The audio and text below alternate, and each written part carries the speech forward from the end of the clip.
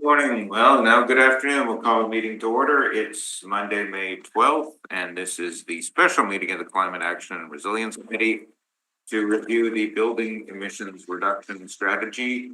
My name is Brian Mays. I'm the City Councilor for St. Vital Ward. I'll be chairing today's meeting, joined by our full lineup now. We're back fully staffed on this committee, which is great. So we've got Matt Drabero here from the CAO's office, as well as the committee members, joined by Lindsay, I think for the first time in person. So thank you for joining us. And I think I should do the land and water acknowledgement, and then I'll need a motion to have our staff person Laura attend virtually. So, but thanks everyone for making it. We'll have something to eat after this, but first the business end of things. So I'd like to acknowledge that we are in Treaty 1 territory, the home and traditional lands of the Anishinaabe, Innu, and Dakota peoples, and in the national homeland of the Red River Métis. Our drinking water comes from Shoal Lake 40 First Nation in Treaty 3 territory. Also joined by Leah Cowan, who's our city clerk, and various city staff as well. Thank you for being here. So, Madam Clerk, first item of business would be motion for Laura Reynolds. all right, why don't we have Dawn move that? All those in favor? All right, so that's carried. So good to have you here, Laura.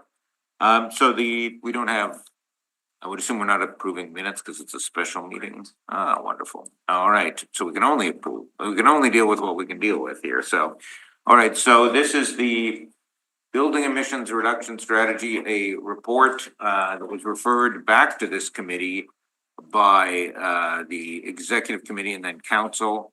Relatively short time frame. Apologies for that, but that was needed in order to turn this around and get it back going through the whole committee structure of council again in order to be considered in June. So the good news is we've been asked for our opinion. The bad news is didn't get a lot of time. But thanks to city staff for meeting with committee members on Friday, I think it was, Laura, is that right?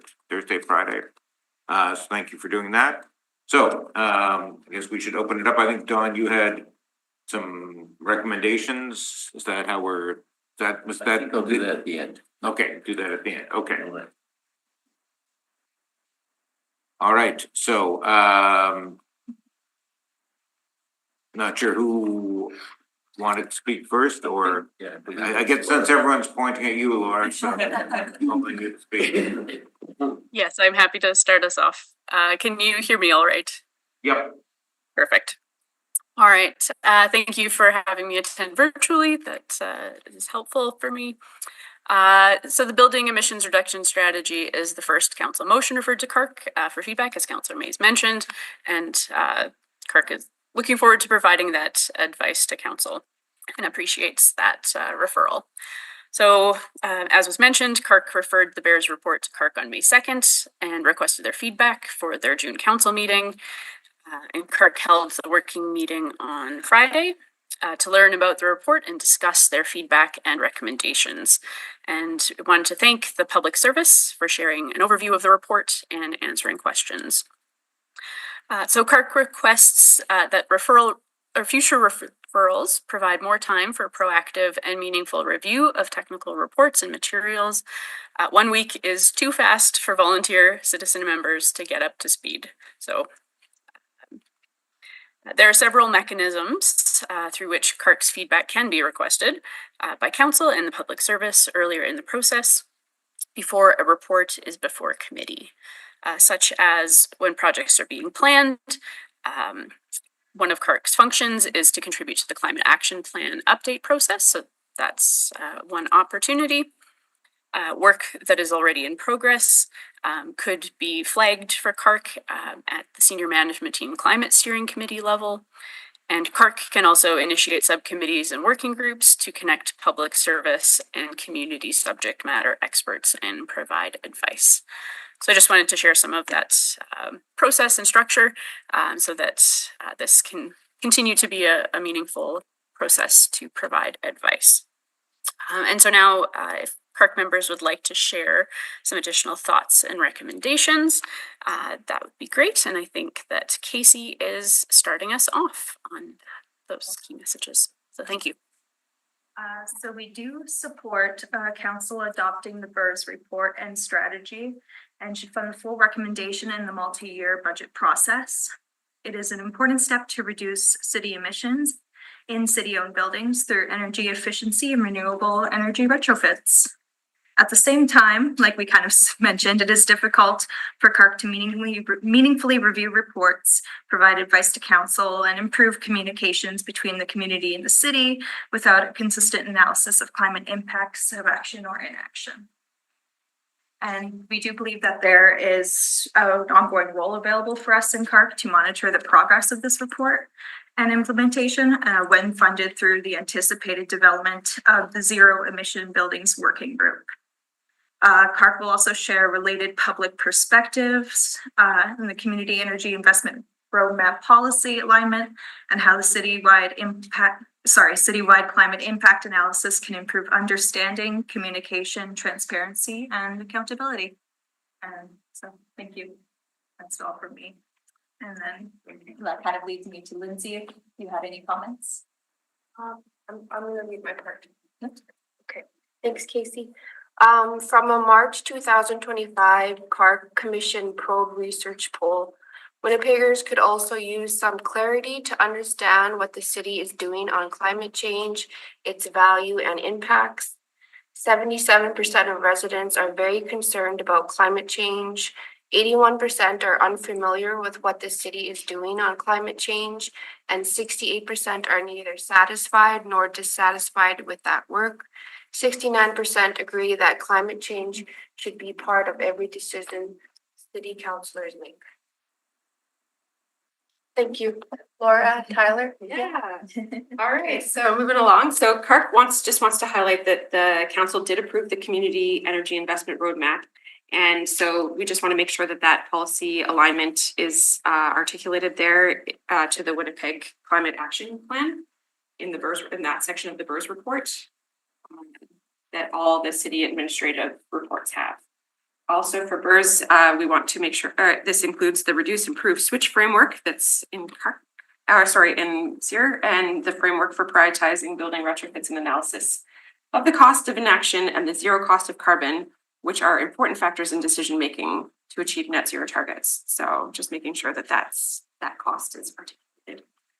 Not just the cost of doing things, but the cost of not doing things. So currently the city uses economic and fiscal impact assessments and benefit cost analysis, and they don't adequately or consistently account for the climate change impacts. So it's unclear if this decision the city prioritizes avoid stranding. It's unclear if this decision reflects the city's prioritization of avoiding stranded assets or bad investments and where the trade-offs are. Does that make sense? So just making sure that people are recognizing the long term. It's unclear how much BRRS report also helps the city achieve its net zero by 2050 targets, though of course it will help, just to the extent of which. And just a reminder that SEER enables two programs that would be that would help with a more fulsome and consistent analysis of these climate impacts. So those are program 10.1, which is develop an annual carbon budget. So a carbon budget is a mechanism to align financial budgets with GHG targets in order to operationalize the GHG targets of the city. So a carbon budget ensures all departments and expenditures are aligned with GHG reduction. And then the other program would be the 10.2, which is apply a climate lens for expenditures and policies. And so a climate lens is a policy that ensures investments and policies with the climate targets. So make sure they align. So staff can ensure that all proposals are tested against climate targets and revise them accordingly. So a climate lens can enable the proactive alignment and co-benefits of investments and policies with climate targets and test proposed city actions against them. This would evaluate if a project, program, or change in level of service would increase or decrease emissions, and evaluates if we should proceed or not. If it should proceed or not. The public service should initiate development of these two SEER programs and include them in the citywide 2028 to 2031 multi-year budget process. This includes climate impact analysis to support transparency and decision-making, communications, and reporting. So CARC is happy to provide feedback on the development of these tools. In fact, CARC is also identifying other tools and mechanisms to align actions with climate targets. the results of the Prairie Climate Center's research is forthcoming. Thank you. Thank you. And I'd like to, I guess, make a recommendation that needs basically something we need to vote on. But first, I'd like to thank the municipal accommodation staff. I really enjoyed their involvement presentation, and I thank them for getting CARC involved and for letting us review and understand what's proposed and what we can maybe do to provide comment and assistance. So I have a Just before you do that, I actually had a question for one of the municipal accommodations staff, if somebody could come up. I don't know if it's about the North End sewage treatment plant item on here. So I don't know if there's any one person who. So the question is, but All right, I'll come up first. sure. And sorry, Don, just before we do the recommendations, and there had been some discussion too of trying to capture there'd been a benefit associated with savings per ton in the Keniston widening report and in, I think, the Chief Pegwis report as well, and maybe we can talk about that when you make the recommendation, but just there's a $5 million proposed expenditure retrofitted North End sewage treatment. Is that the old part? Is that because otherwise it starts getting even more, sort of, why aren't you covering this in the new budget, or is this adding even more to that? So can you just explain that? Yeah, so where that came from, first of all, just to make it clear, that is a class 5 estimate. So I'm tried to make it on the conservative side. Hopefully it still stays on the conservative side. But that consisted of 3 elements. First of all, the lighting. That was either fluorescent lighting, or I even spotted a whole load of sodium lighting, and so that needs to be upgraded, which actually, to be fair, I think they are in the process of starting to do that. The second part to that was that off the top of my head, I believe there's 4 boilers, and only 2 of them were using the methane that came off their natural, like the digestive processes, which is much better than nothing.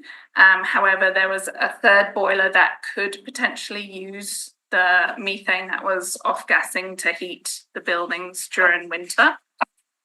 So that was another one. And then the 3rd is there's a lot of air handling units, ventilation units that are beyond the end of their life cycle that seriously need updating. So yeah, it's all to do with the old parts. Okay. Yeah. Great. Any of the other projects you'd want to highlight any more than, I mean, there's some that are quite small, police headquarters is quite big, Pan Am Pool is quite big. Anything else you'd want to highlight out of there? I think the main thing to highlight is these projects are projects that will have to be completed anyway. It's the list is all made up of projects where the equipment or the buildings are coming to the end of their life cycle. So it's where we want to try and implement energy efficiency and carbon reduction as part of the projects. So it's stuff that will have to be done anyway, no matter what. Okay. And nothing to lump, I mean, we had that unfortunate business a year or 2 ago where energy reduction was highlighting Eldon Ross Pool, and Community Services was recommending and succeeded in closing Eldon Ross Pool. So it was just, but there's nothing here. Everything else here seems to be. As far as I know, this is the most Yeah. up-to-date list. As far as I know, I'm really hoping there's nothing on that list that is going to be closed anytime soon. Great. Okay, any questions arising out of that? Or I guess people had a chance to meet with the staff as you said the other days. Okay, great. Thank you. So I would make a motion, and it's a 3-part recommendation, and I think CARC needs to just endorse. Like their agreement with. And it goes this way, that the building emissions reduction strategy, which is attached in your report, says Appendix A, be adopted as a long-term strategic plan to guide energy efficiency retrofits, electrification, and renewable energy integration in order to achieve significant greenhouse gas reductions while enhancing building performance and operational savings. That's part one. Part two is that the funding for the BEAR, Building Emissions Reduction Strategy initiatives, inclusive of capital, be referred to the 2026 budget review process. And thirdly, that the public service be directed to provide annual verbal updates to the Climate Action and Resilience Committee on the implementation of the Building Emissions Reduction Strategy. So I would ask all in favor, somebody want to second that? Yes, sir. Okay. We don't need a second? Okay. All in favor? Do we want to, I mean, Matt, you had highlighted the idea, well, various people, you responded to me, raising it, I think, about recommending that a calculation be made of the benefit here in terms of the tons being saved.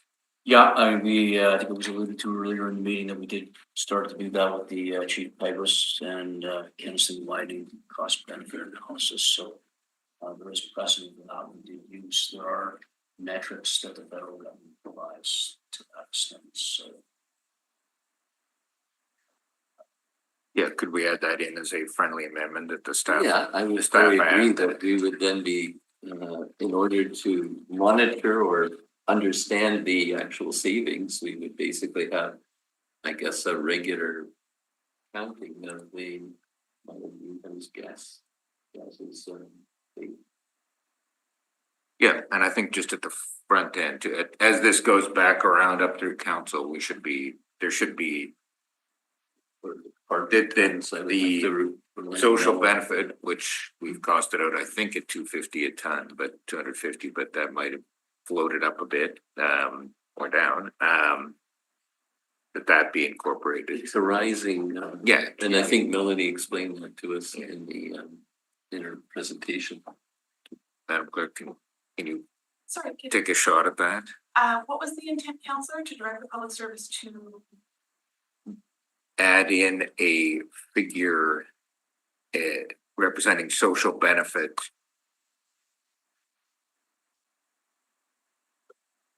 Costed out on a per ton saved basis, as in recent cities reports. Add that into the current, To the Strategy. recommendation. Yeah. like to the building emissions reduction strategy as an amendment to the document? Yeah, well, I mean, this is coming to council right away, and people should be aware of, you know, if the tipping point in favor of widening Kenniston was an environmental argument, saying that it would have environmental benefit, and that's because of the carbon tons saved, I find it a little ironic that you wouldn't then put a social benefit number on a plan that will actually save carbon emissions through building emission reductions.